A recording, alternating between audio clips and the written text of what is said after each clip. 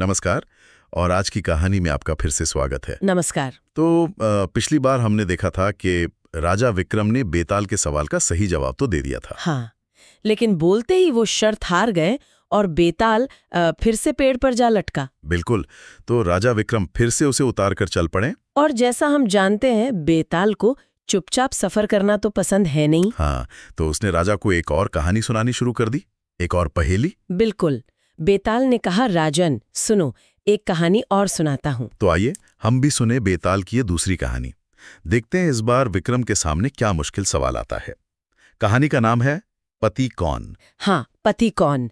तो कहानी शुरू होती है यमुना नदी के किनारे बसे एक शहर से। धर्मस्थान नाम था उसका। अच्छा। वहां राजा गणाधिप राज करते थे और उसी शहर में एक ब्राह्मण रहते थे, केशव नाम के। यमुना तट पर जप तप करते थे वो। ठीक है। उनकी एक बेटी थी, बहुत ही सुंदर, रूपवती। नाम था मालती। मालती। हाँ।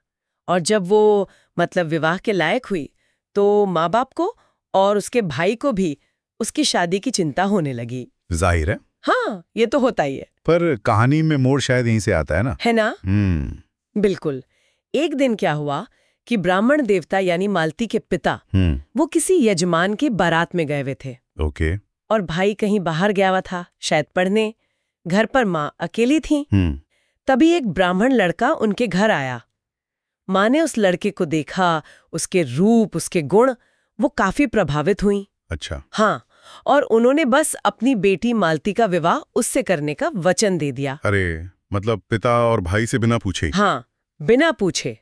लेकिन कहानी यहीं खत्म नहीं होती। अच्छा, और क्या हुआ? उधर जो पिता बारात में गए थे, उन्हें भी एक योग्य लड़का दिखा। वहां भी? हाँ, और उन्होंने भी उसे मालती से विवाह का वचन दे डाला। ये क्या हो लगा? और रुकिए, अभी और है।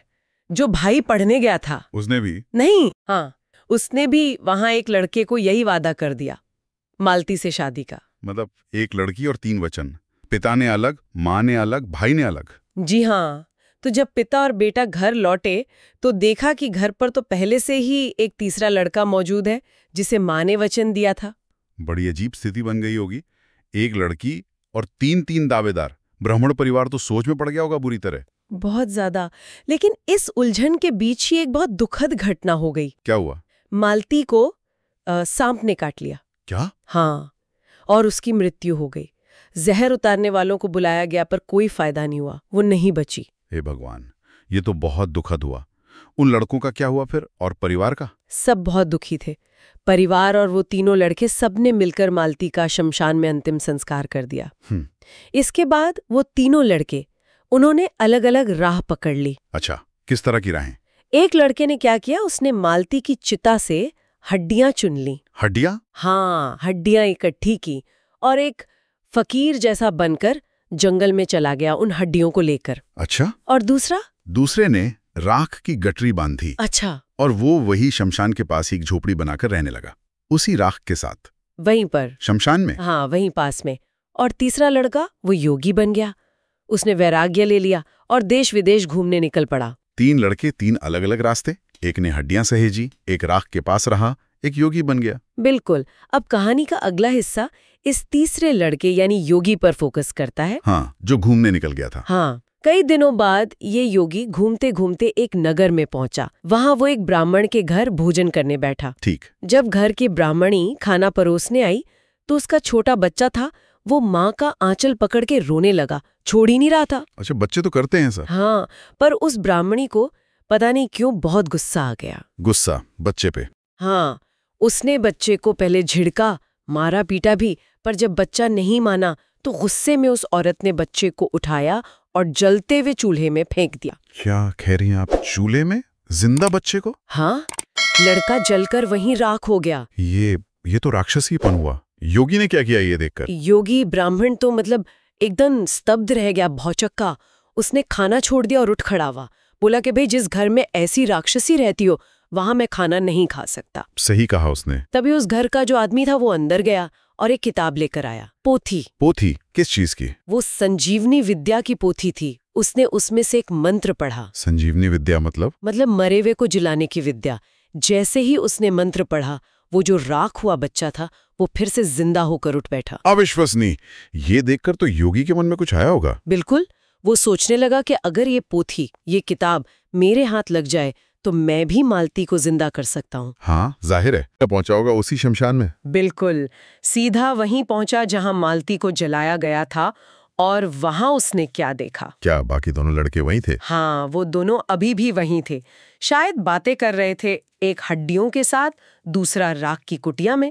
फिर योगी ने उन्हें बताया होगा संजीवनी विद्या के बारे में। हाँ, उसने बताया कि उसे संजीवनी विद्या मिल गई है और वो मालती को फिर से जिंदा कर सकता है। दोनों तो खुश हो गए होंगे। बहुत। उन्होंने फौरन वो हड्डियां और राख निकाली। योगी ने पोथी से मंत्र पढ़ा और मालती जीवित हो उठी। वाह, चमत्कार हो गया। लेकिन इसके बाद क्या हुआ? क्या सब ठीक हो गया? नहीं, यहीं से तो असली सवाल खड़ा हुआ। कैसा सवाल? जैसे ही मालती जिंदा हुई, वो तीनों लड़के आपस में झगड़ने लगे। झगड़ने? किस बात पे? हर कोई कह रहा था कि मालती उसकी पत्नी है। अच्छा। वो उस पे अपना हक जता रहा था। क्योंकि तीनों ने ही उसके लिए कुछ न कुछ किया था। एक ने वचन दिया था माँ को, एक ने पिता को, एक ने भाई को, और फिर बाद में एक ने हड्डियां रखी, एक ने राख, एक ने जीवन दिया। बिल्कुल, तीनों के अपने अपने दावे थे। तो इतनी कहानी सुनाकर बेताल ने विक्रम से क्या पूछा? यही कि पति कौन है? हाँ, बेताल बोला, राजा, अब तू ही बता कि वो लड़की किसकी स्त्री होनी चाहिए? उन तीनों में से उसका असली पति कौन है? ये तो वाकई बड़ा मुश्किल सवाल है, बहुत जटिल। सही बात है। एक ने हड्डियां सहेज कर रखी, वो भी एक तरह का समर्पण है।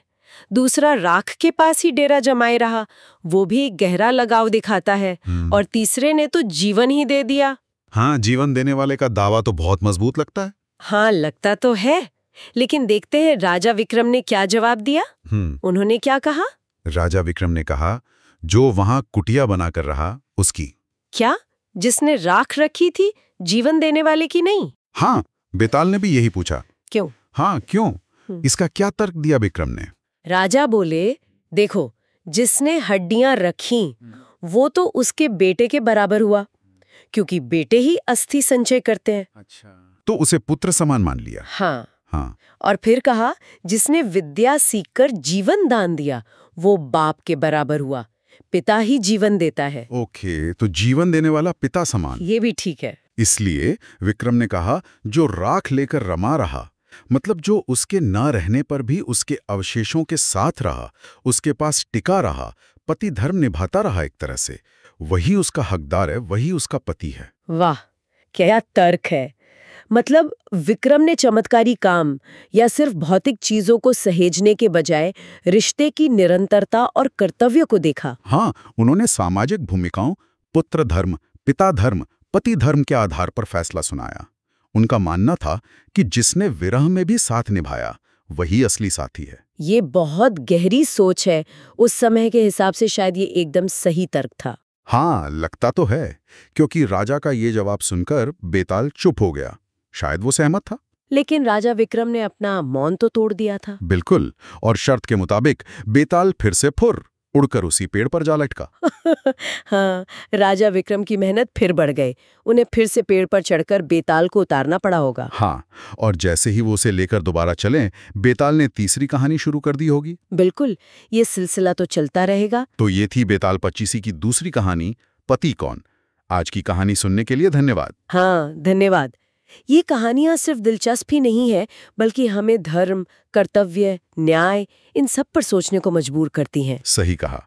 अगर आपको ये चर्चा, ये विश्लेषण पसंद आया, तो हमारे चैनल आज की कहानी को लाइक जरूर करें, अपने दोस्तों और परिवार के साथ शेयर करें, और हाँ, सब्सक्राइब करना ना भूलें। और वो जो घंटी का आइकॉन है ना, उसे भी दबा दें, ताकि अगली कहानी जब आए तो आपको तुरंत पता चल जाए। बिल्कुल। अगली बार फिर मिलेंगे एक नई कहानी और एक नई पहेली के साथ। तब तक के लिए नमस्कार। नमस्कार।